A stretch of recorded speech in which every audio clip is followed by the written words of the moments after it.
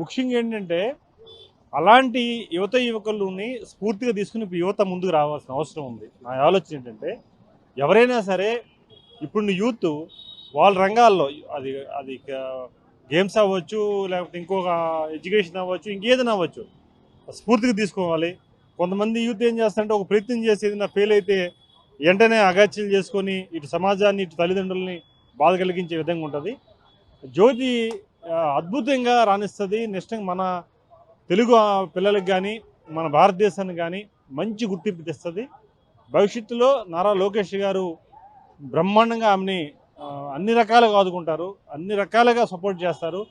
రేపు ఆమెని మనకు ఒక అథ్లెటిక్స్లో అంబాసిడర్ కూడా తయారు చేసే పరిస్థితి లోకేష్ గారు తీసుకొస్తారు. నేను ఆమె గతంలో నివాసంలో ఇంటికి కూడా వెళ్ళానండి. దాదాపు కొండపై నుంచి అలాంటి పరిస్థితిలో షూస్ కూడా లేకుండా ఆవిడ నడిచిందన్నారు. మీరు అమ్మాయిని కలిసాక ఏమనిపిస్తుంది? మరొక పీటీ ఉషా అని అక్కడ లోకల్ పీపుల్ అన్నారు, మీకు అట్లా అనిపించింది? చేయట్లేండి, కరెక్ట్.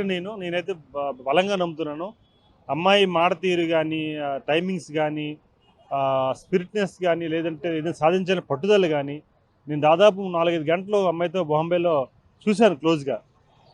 అక్కడ సన్మానం చేసేటప్పుడు వాళ్ళ మీద కాన్ఫిడెన్స్ కానీ, మేము ఖచ్చితంగా మీరు ఏదైతే ఆశిస్తున్నారో దాన్ని నేను నెరవేరుస్తాను, మీరు ఇచ్చిన సపోర్ట్ చాలా బాగుంది అన్నాం. మొన్ననే మళ్ళీ నిన్న ఫోన్ చేస్తే తను బొంబై వెళ్ళిపోయింది.